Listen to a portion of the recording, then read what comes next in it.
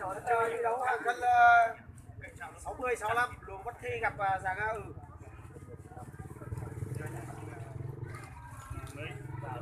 Kê luôn đi.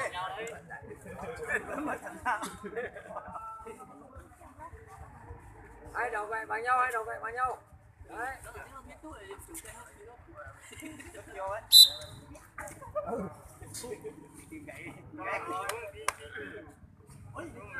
Chạy lên. Chạy lên nó nhảy đấy, nó nhảy đó, nó nhảy câu đấy. Nó nhảy câu đấy. Chạy lên. Chạy lên. Chạy lên. Thay xuống. Ơi. Thay xuống. Yes.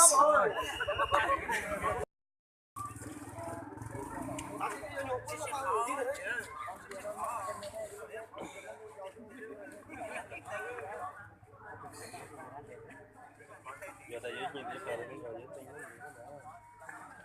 bây giờ đập nhìn mấy biết nữa rồi chúng bỏ phải rồi đúng rồi Coi vào khi nào người ta ra khỏi nó có thổi luôn, nó cứ coi mó ấy, đúng rồi. Chạy lên. Đúng rồi. Ơi. Cú lên. Cú lên. Cú lên. Ơi. Đẩy lên. Lấy chân vào cái chú đấy. Từ từ. Đẩy lên. Anh lại đi. Lấy chân vào cái chú đấy. Lên lên. Ôi.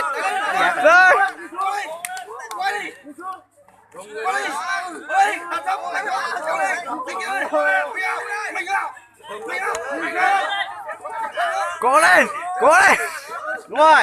Đi xuống. Đi xuống. Đúng rồi.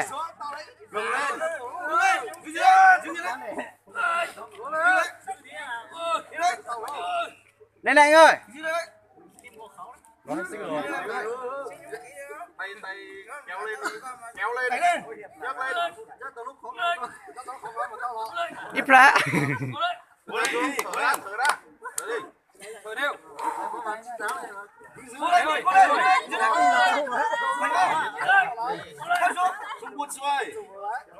Tranh được cái này là thắng em. Chơi 3 phút rồi.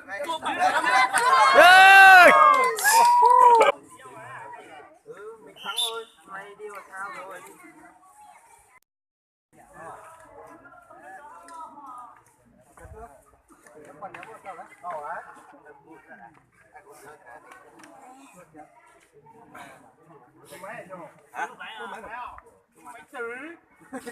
Trong điện thoại.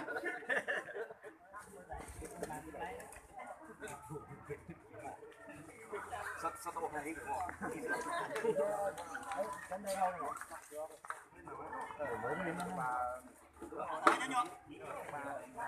không làm một cái này.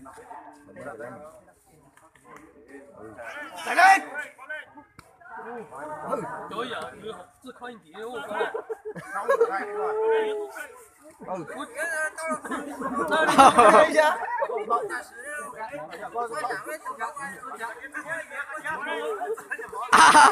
Ô xoay.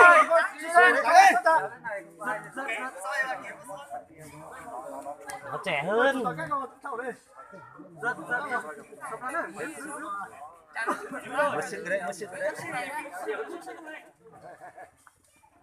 Đấy, anh phải nhau thì không. Chạy lên.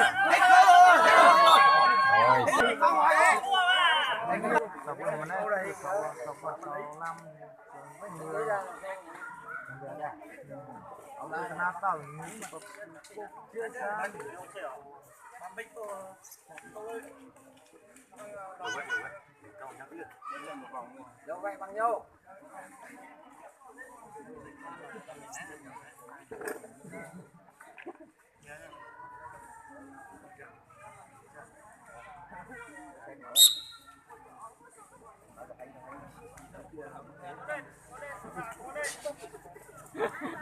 Không được rồi.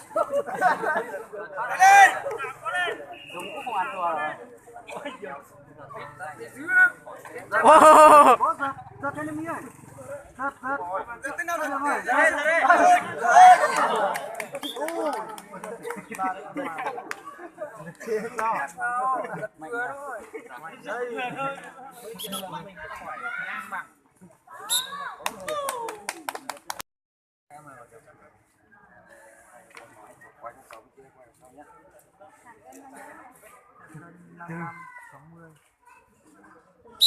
Đi đâu nhá. Cả Bắc Sen gặp Bá Ca Sơn.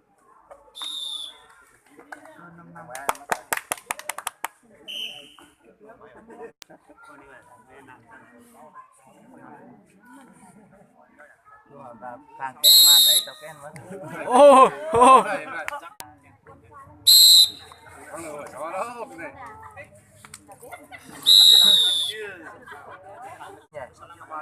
Lại chứ.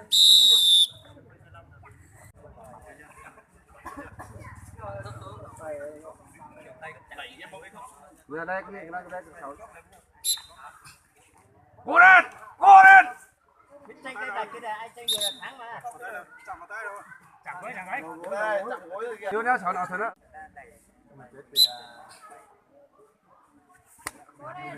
Chắc không được rồi. Cố lên. Ơi. Ơi. Rồi. Ôi rồi. Rồi. Siêu.